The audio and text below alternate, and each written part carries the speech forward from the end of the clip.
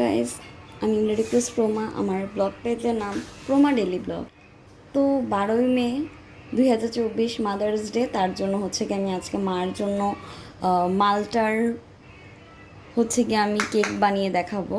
তো mother's day উপলক্ষে আপনারা চাইলে আপনাদের মাদেরকে অবশ্যই যে কোনো কেক বানিয়ে খাওয়াতে পারেন, আর অবশ্যই মালটার কেকটি ট্রাই করে দেখতে পারেন।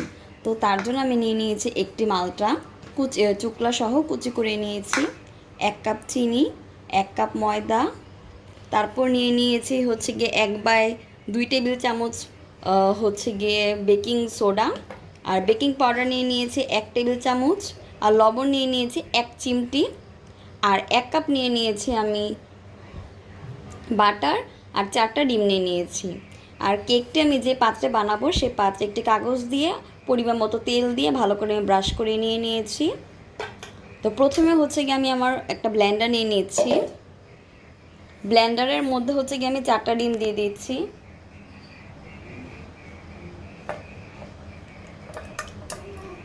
ব্লেন্ডারের মধ্যে 4টা ডিম দিয়ে দিয়েছি। তারপরে দিয়ে দিচ্ছি হচ্ছে গিয়ে মালটাগুলো আমি দিয়ে দিচ্ছি। তারপরে হচ্ছে 1 কাপ চিনি আমি এর মধ্যে দিয়ে দিচ্ছি। এখন এই মিশ্রণটাকে আমি ভালো মতো করে ব্লেন্ড করে নিচ্ছি। হচ্ছে গিয়ে এর মধ্যে বাটার দিয়ে দিচ্ছি। বাটার আমি 1 কাপের মতো দিয়ে দিই। আমি 1 কাপের মতো বাটার দিয়ে দিয়েছি। এটাকে ভালো করে ব্লেন্ড করে নিচ্ছি। আমি খুব ভালো করে ব্লেন্ড করে নিয়ে নিয়েছি। তারপর বাটিতে ঢেলে নিয়েছি।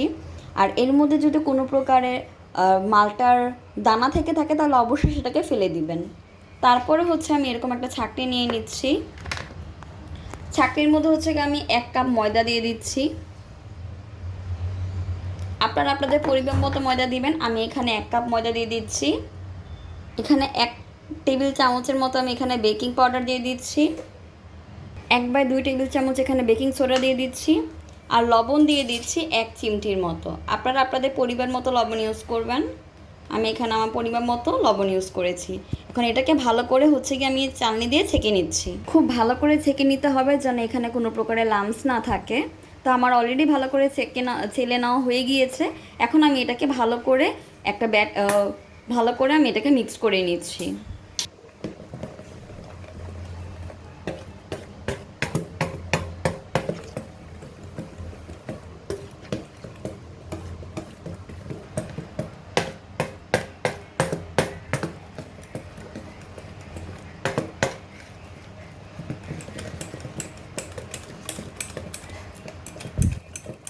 তো আমি হচ্ছে এটাকে ভালো করে মিক্স করে নিয়ে তারপরে আমি দেখা হচ্ছে। তো অলরেডি হচ্ছে কি আমার ভালো করে সেটাকে মিক্সড করা কমপ্লিট। এখন হচ্ছে আমি যে পাত্রতে বানাবো সে পাত্রতে এই মিশ্রণটি ভালো করে ঢেলে দিচ্ছি।